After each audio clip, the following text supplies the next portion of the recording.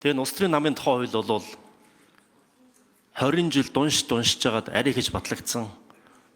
Сүүлийн 30 жил Монгол улсад явж байгаа улс төрийн салбарт маш том шинжилгээ авчирж байгаа хуулиа олон дэвшил зүйл орсон. Хүн намын хувьд одоо яриад байгаа тэр дүрмийн өөрчлөлт байна уу?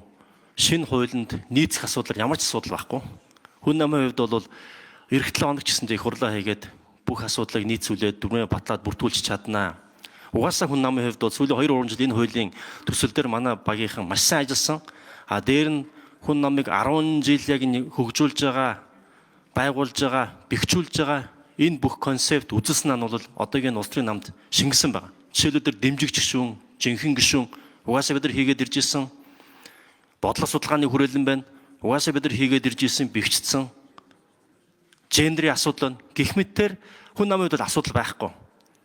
Зүгээр бусад намууд парламентд суудлаггүй намууд нэгэн тийм хүсэл тавиад улсын дээд шүүхэд дүрмээ бүртгүүлэх хугацааг нь хойшлуулах бодиттой хэрэгцээ байгаа бол энд сууж байгаа энэ улсын хурлын гишүүд энэ суудалтаа намууд хүндэтгэн үзэх ёстой гэж бодож байна. Яагаад гэвэл улс төрийн намын шинжилэл бол ер нь институцийн шинжилэл бол 2-3 жил ингээд хүү хаа гэд хийчдэг зүйл биш. 20 жил явж байгаа зүйл дахиад энэ хууль нь хэрэгжээд явж байгаа. Дүрмүүдээ бүртгүүлээ дахиад бэхжээд дүрмэн зөвхөн цаас биш ажил дээр амьдрал дээр хэрэгжээд үйлдэл болохын тулд институт болохын тулд дахиад 2-3 байтга 5-10 жил болно. Тийм болохоор 20 жил явж байгаа энэ том шинжилгээг хийж ийж одоохон энэ эх сарын дотор өөрчлөлт хий гэж яарч даарч болохгүй. Тэгээ бусад намуудын тэр тавьж байгаа шаардлагыг бид нар бас ойлгож байна. Үнэхээр энийг хийхэд бол зөвхөн нэг дүрм хийгээд батлах бол нэг асуудал. Баталсан дүрмэн дээр зодтолтоод байдаг үстэй. Тэгээ эн чинь цаана агуулгын хувьд дүрмээ сайн ярилцаагүй, судлаагүй, яаран таран хийснээс болж байгаа шүү дээ. Тийм болохоор энэ намуудын тавьж байгаа шаардлагыг зөв гэж бодож байна.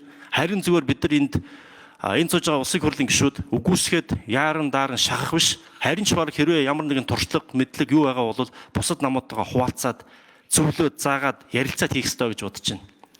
Тэгэхээр хэрэгжих хугацааг нь хойшлуулах хэрэгжээд явж байгаа хууль ганцхан тэр улсын дээд шүүхт бүртгүүлж байгаа тэр хугацааг нь хойшлуулж байгаа. Өөрөөр хэлбэл дүрмэндээ тэр заасан бүх зүйлсийг шингээх зөвхөн үгийг нь биш, үйлдэлийг нь, ажлыг нь зохион байгуулах тэр хугацааг нь олгож байгаа гэж ойлгож байгаа. Тийм болохоор угаасаа энэ 20 жил явж байгаа шинжилгээг үр бүтээлтэй болгохын тулд одоо ингэж яарч даарч болохгүй. Тийм болохоор парламент суудлагүй байгаа намуудын хүсэлтийг хүлээж аваад 2 жил хойшлуулахад бид нар 20 жилийн 30 жилийн илүү үр дүнтэй улс төрийн тогтолцоог бүрдүүлэхэд маш чухал нөлөөтэй болно. Ийм газар яарч болохгүй. Тийм болохоор энийг бол дэмжиж явах ёстой. Угаасаа улс төрийн намын тухай энэ хууль бол хэрэгжээд явж байгаа гэдгийг онцолж хэлэхгүй бол хуулийг нь хойшлуулах гэдэг нэгсэн андуурл яваад байна лээ. Тэг хүн намын хувьд бол бидний хувьд асуудалгүй. Ганцхан бусад намуудаа хүндлээд хамтдаа энэ Монголын улс төрийн орчинг цэвэрлэхийн тулд, бэхжүүлэхийн тулд сая энэ хуулийн төслийг дэмжих ёстой гэж үзэж байгаа. Хүн нам дэмжнэ. Баярлалаа.